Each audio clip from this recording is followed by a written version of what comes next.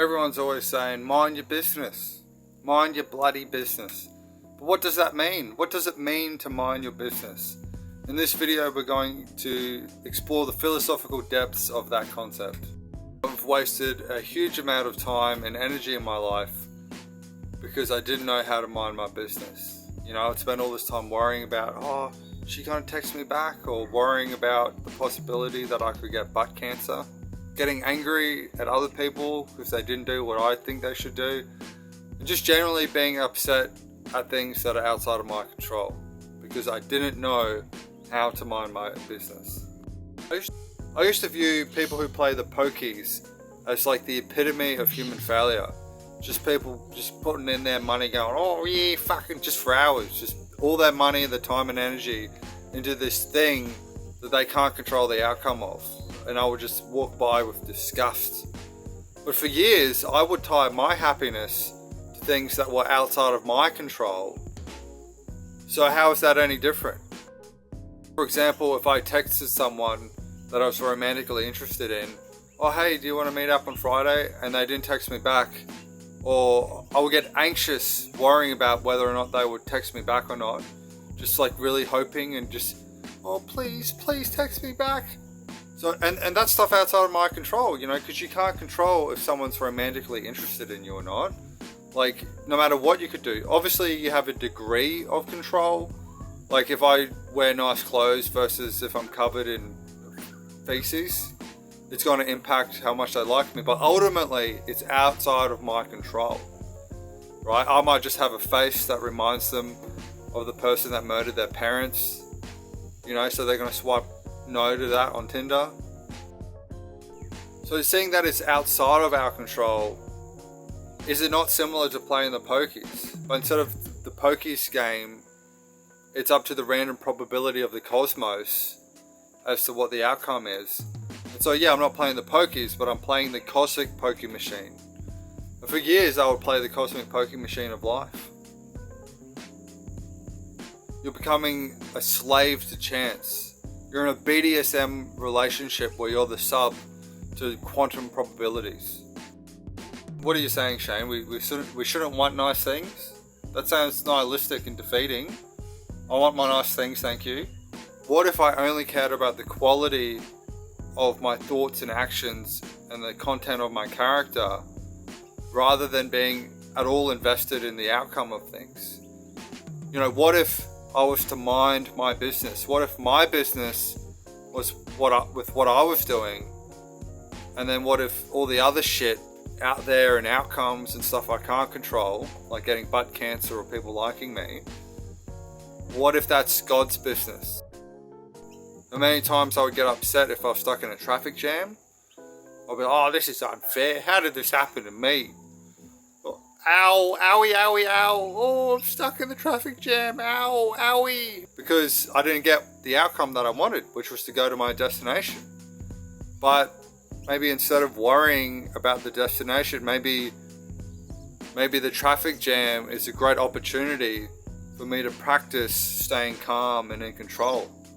You know, when life gives you lemons, make lemonade. When life gives you traffic jams, make traffic jam. If you're in a traffic jam, it's a great opportunity to strengthen your character, to develop your patience and your courage in the face of adversity, and to be adaptable, to find a new source of joy in that moment. Okay, oh, I didn't get what I want. Oh, I'm really upset. Oh, owie, owie, ow. Or I could look around in the traffic jam and people watch. You know, how many times in traffic have you seen another person in the car pick their nose, grow an adult, and then eat it? That's happened to me a few times.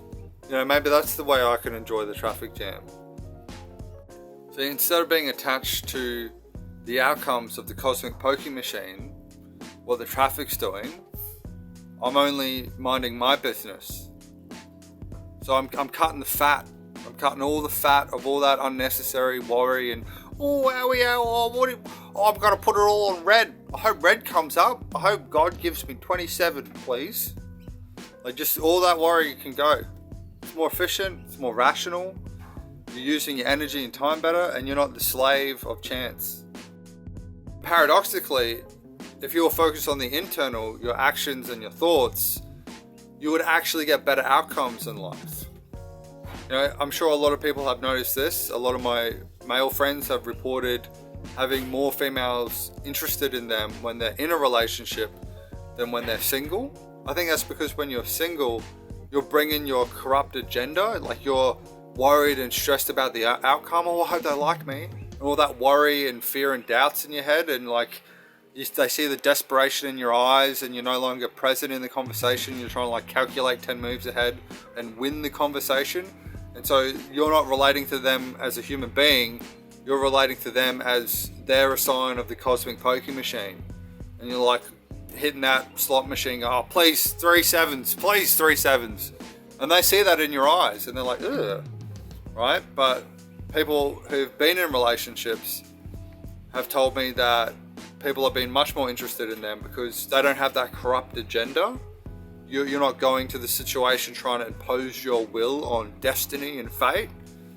You know, like a Nuremberg rally, but you know, triumph of the will. You know, you're just there, relaxed. Oh, cool. Tell me about that. You're actually participating and going with the flow of reality instead of trying to demand it conform to your wishes. You know, so instead of playing the cosmic poking machines, it's like being a surfer, where the wave is all the cosmic variables of the universe. And you're trying to maintain balance. Your job and your business is with what balance you have on the surfboard, rather than, oh, I really hope this wave behaves in the way I want it to, please.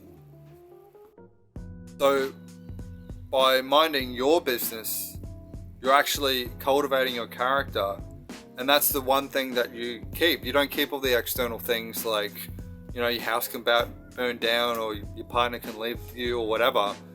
But you can focus on the internal, and then the quality of your actions will be better in every situation that you're in, and you'll be able to handle it a lot better rather than relying on the external to go your way. The most important part of that phrase, minding your business, is, I used to think it was the business part when people would say that to me. Yeah, work on your business. No. The most important part of that sentence is minding, as in mind. Okay, what is your mind doing? How are you minding? How are you directing your focus and your mind to your business? Like the outcome of things, that's not my business. Like if I'm successful or if I get butt cancer, it's actually not my business. What I can control is, oh, I'm worried about butt cancer. Oh, that's a result I don't want. That's not my business. I can't control butt cancer, but I can control how well do I sleep? How much good food do I eat? How much do I exercise? Am I putting in poisons into my body? My body is a temple. Am I shitting in it constantly? Like the same people who are worried about getting butt cancer, the same people that are like, you know, smoking. Like my friend was like a conspiracy theorist, and he was like, oh, they're putting fluoride in the water and it's unhealthy. And he would be smoking a cigarette. So the external, all the variables, nature, the universe, the cosmos, or God, whatever you believe in, that's God's business. That's not my business. Okay? Trying to mind my business. But it's very hard because I am addicted to the cosmic poking machine.